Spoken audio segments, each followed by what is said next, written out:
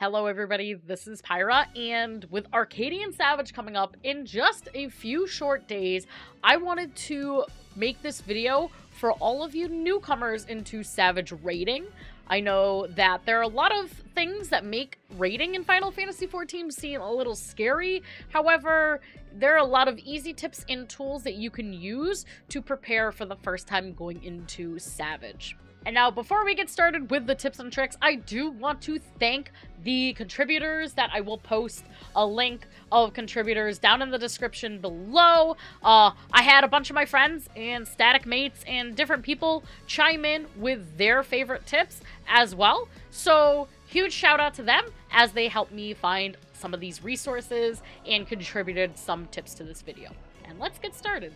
Now, little recap about me. I've been playing the game since January 2015, and ever since the first Savage for Heavensward came out, the Alexander series, I have started raiding, and I was not good at endgame content for such a long time. I still say that I'm just okay of a player. However, I do all the Savage content in-game. I also have started doing ultimate raiding, and there are a lot of tips and tools that I think is very helpful for somebody starting to raid in Savage level content in Dawntrail. So we're going to go through everything from kind of your soft skills all the way through kind of technical things that you can take into your first time in, your first adventure into Savage content. So the first thing I want to talk about is preparation for going into Savage level content. This is something that everyone should do regardless of how difficult or hard they want to go into the content. One of the first things is knowing your rotation in class that you want to main on. The thing that I would say with this as well is when you are just starting in Savage, do not think that you have to pick a class and stick to it 100%. There may be factors that kind of keep you within a certain role or a certain class. However, pick a class that you are very comfortable with. Make sure that you master your job's rotation to the best of your ability. You know, try to do the Striking Dummy, the Stone Sky Sea, and just understand your class's rotation and everything about your class from the get-go before you even go into Savage. With that, you're also going to want to gear up, so making sure you have the most up-to-date gear. Now remember, we will be getting new craftable gear the second that Savage becomes unlocked, so maybe save up some money, or you can commission a friend, or if you're a crafter yourself, you might be able to get some of that gear. But try to go into Savage with at least the best gear that you can get your hands on. As well, weekly Tomestone caps will be happening. We'll be getting new Tomestone varieties that will be kind of the best Tomestones. You're going to want to get your weekly cap on that so that you can put that towards the best gear available for optimal performance. Speaking of gear too, if you are not sure of what gear you should be going for, there are a lot of good channels and websites and references that'll help you find your best in slot or biz. So BIS stands for best in slot, and that is going to be the optimal gear set for your specific class. I'm going to put links in the description below. One of the best resources that I've seen is going to be the Balance Discord. It is a really good Discord of people that come together to create strats and create biz, and just kind of you can ask as many questions as you want about your chosen class. And I recommend going there first. Usually they will have a separate website like an Etro that will have all things that you need to know for your best in slot so that you're putting your time and resources to the right pieces of gear. And if you're also new to kind of like finding biz, make sure you look into melding your gear. That is going to give you extra stats. If you are new to Melding Gear, I would say look up a video completely, but pretty much you can meld stats into your gear that are bonus on the gear's either whatever stat. It could be crit, it could be spell speed, skill speed, direct hit, determination, etc.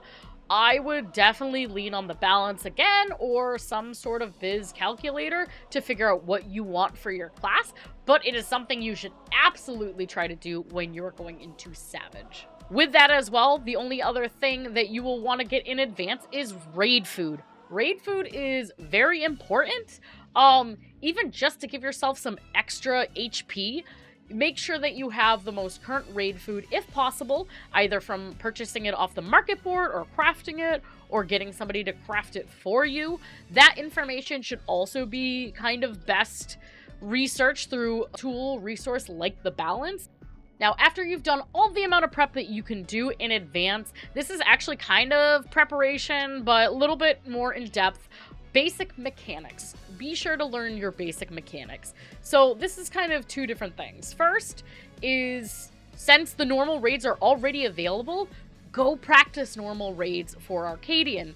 Definitely far from a copy-paste situation between normal and savage. However, there usually are some pretty significant themes in types of mechanics or style of the fight that you can find between the two levels of difficulty. So if you go into normal, maybe practice the pace of them, practice some of the mechanics, try to look out for the cast bar of the boss, you will have an easier time being able to transpose that information into the savage fights. And really, it just gives you more experience and exposure to what may come in savage.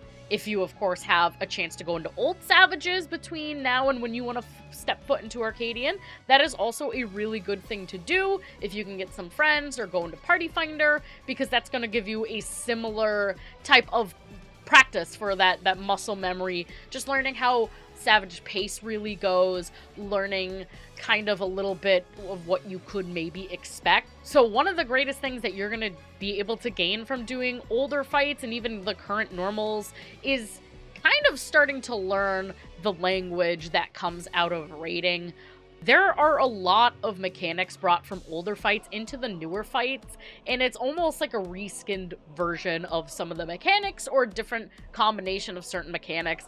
I'm going to put some charts and resources below, but even certain things you'll hear all the time: exaflares, proteans, in or out, clock spots, pairs, towers, things of that nature will be common in just fighting, in raiding in general. So it's good to kind of look at standard callouts, because even if you don't know specific mechanics for their name, just knowing what a half room cleave means, knowing in or out or protean or kind of whatever group mechanics are being called out or callouts, it's good to kind of just have a general awareness of what kind of markers and common mechanics we typically see in a lot of raiding.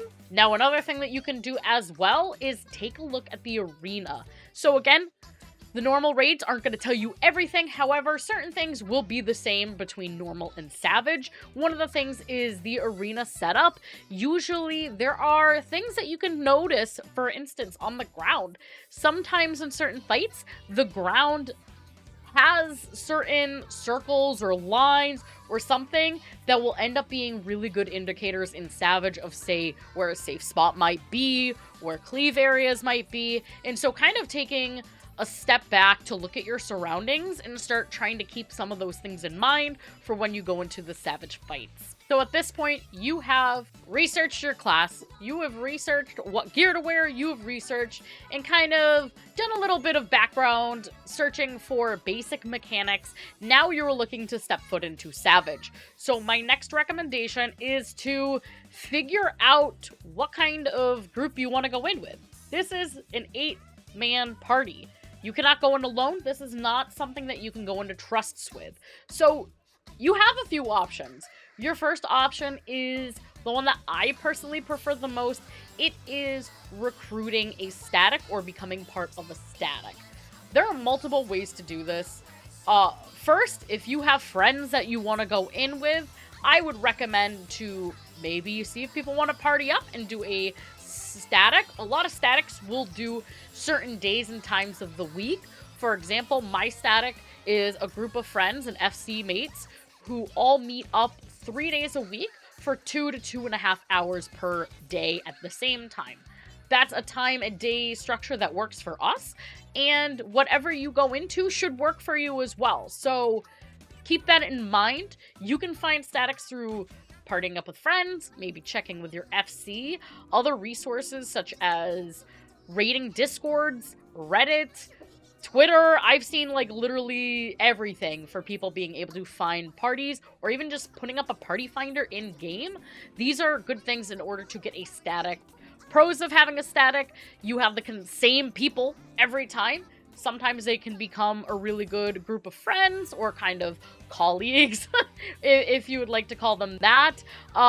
And it's consistency. So your prog point is usually going to be consistent as you're together. Also, you have the same group of people. You don't really have to change if you have a certain spot, like a clock spot you like, you don't really have to fight for it again. You're kind of having the same people every time. Now, having a static doesn't work for everybody for multiple reasons, but there are other things that you can do if you don't have a static. The next one is simply just Party Finder. Going into Party Finder and either making your own Party Finder, explaining where you are in the fight and recruiting other people to join you, or looking for Party Finders to join. One of the biggest little things I will say with Party Finder recruitment though, and this works both ways, whether you are the leader or not, make sure that you are going in to the correct party. If you are at the very beginning of the fight, fresh in the fight, don't go into a Party Finder group that is almost clearing and they're almost at the end of the fight. Don't do that.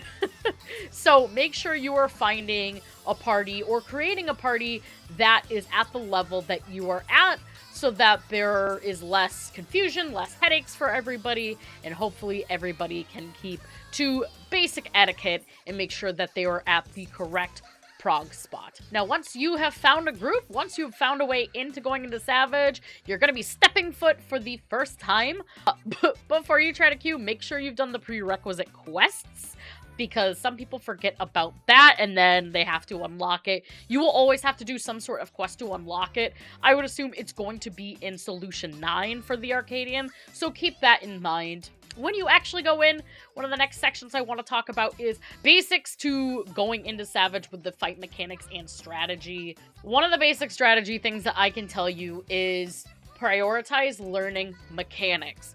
So a lot of people that I've run into, a lot of people that I've raided with in the past, kind of think about dealing the most amount of damage, especially as a DPS. They think about the rotation first and less about the fight itself. I would say that that is completely backwards, especially if you're a new player. Really prioritize about doing the mechanics correctly, respecting the mechanics, and as well learning the mechanics. This is crucial because high damage is fantastic, but if you die to the mechanic, your damage means nothing because you are dead and the group potentially wipes. So focus on survival, focus on mechanics. The DPS will come after. Trust me. Especially as a Black Mage main, someone who has to have that mantra in order to optimize DPS. Your DPS will follow. You have to really focus on learning the fight first. With that being said too, learning the fight is so important because sure, somebody can usually give you callouts or you can usually watch a guide in advance. However, you're not always guaranteed, especially if you're not in a static, you are not always guaranteed to get callouts of mechanics or having people walk you through it. Be sure to learn the fight, even if somebody is telling you, oh, we have to get out, we have to go in. Be sure to really take time to understand why. It's just going to help make your experience even better so that you are able to go in on your own and be more confident in your own skills and abilities. Now, one thing that you can do as well, this is really not going to be right off the gate if you're planning on going into Savage first thing on Tuesday, but if you are going into Savage probably anytime after the first week, and you are needing some help or really just looking to do that extra research while you're going into these fights, check out videos on YouTube. And this will also help you for going into random party finders.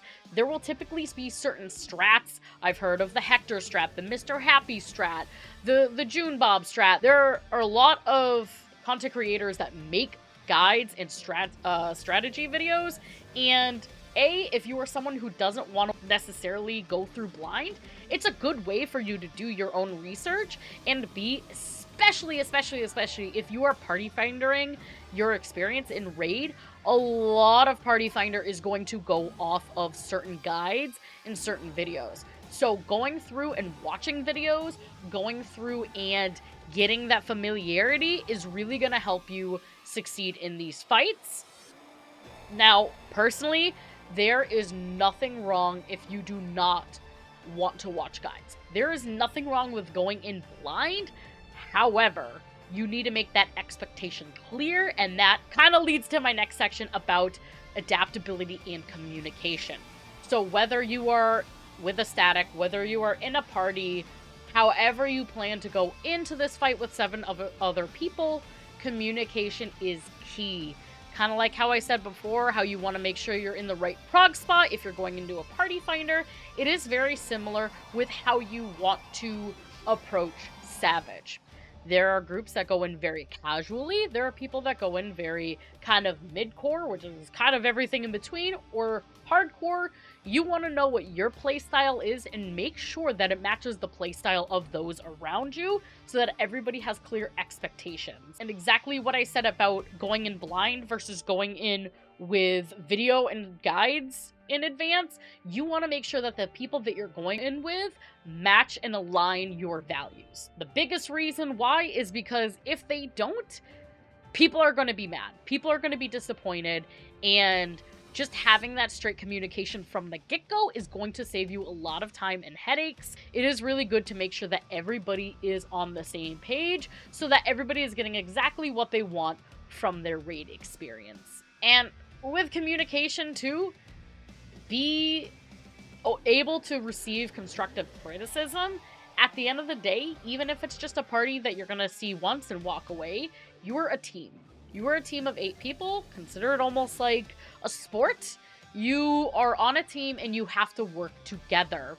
Make sure you're communicating your mitigation plans. Make sure you're communicating staggering cooldowns. Anything like that is really just going to help you so that you guys are doing the best amount of progress that you can through the fight.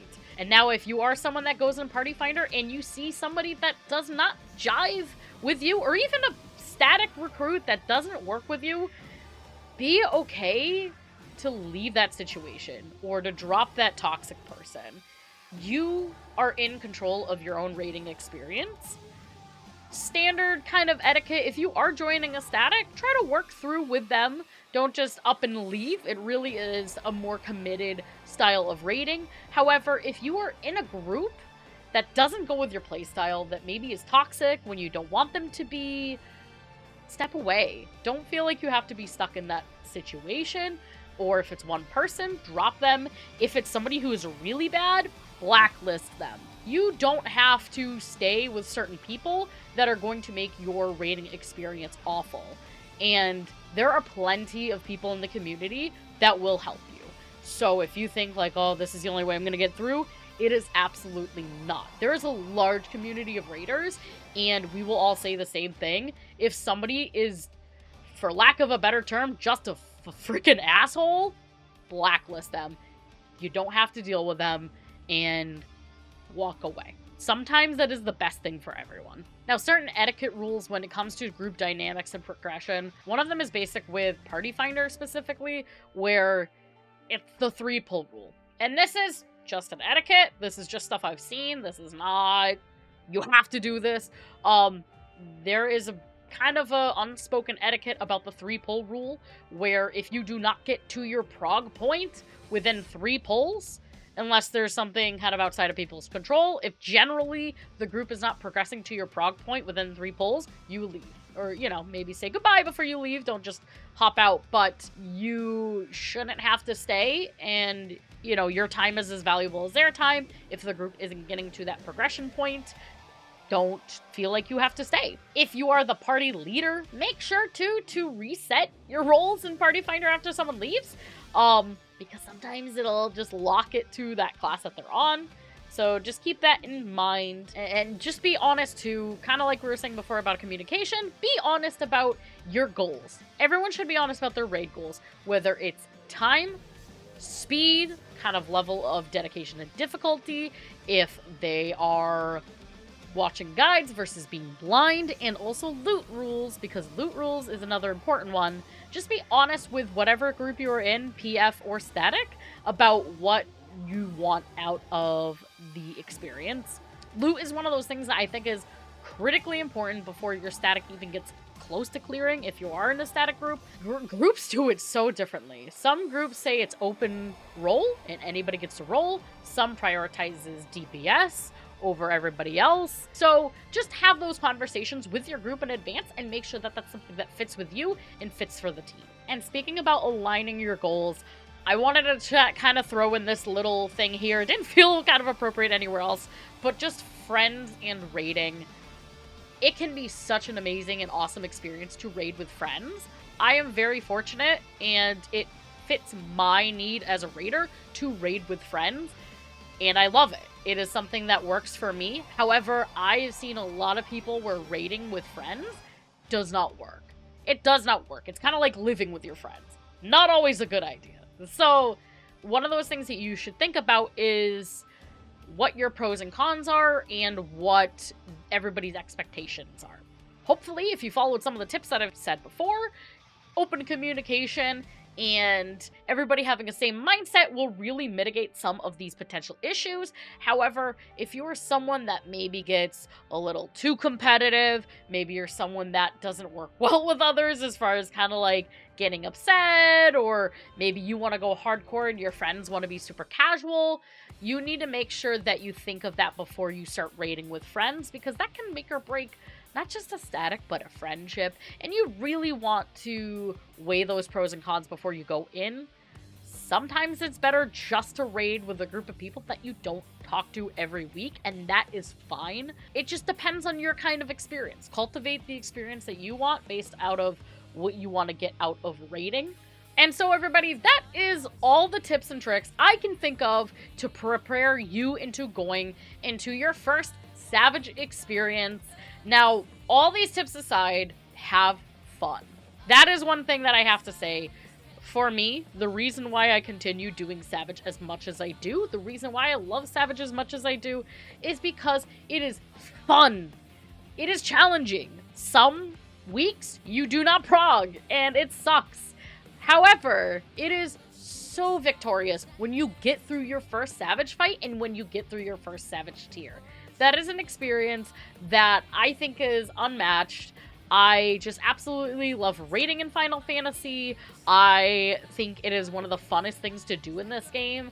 And truthfully, it seems a lot scarier than it is, but it doesn't have to be. And I hope that this video helps so that you take a little bit of that stress away and instead replace it with excitement and fun leading into your first Savage raid tier. Now, thank you so much for watching, friends. If you want more tips, tricks, everything Final Fantasy XIV, hit the subscribe button, hit the like button. It means a lot to me. I update you guys with everything that I know in advance, Final Fantasy XIV news and updates. And of course, I live stream multiple days a week as a Savage and Ultimate Raider. You can always find me in something. So come hang out, join the Discord, join the Twitch, join YouTube. And without further ado, we will see you in Arcadion. Bye!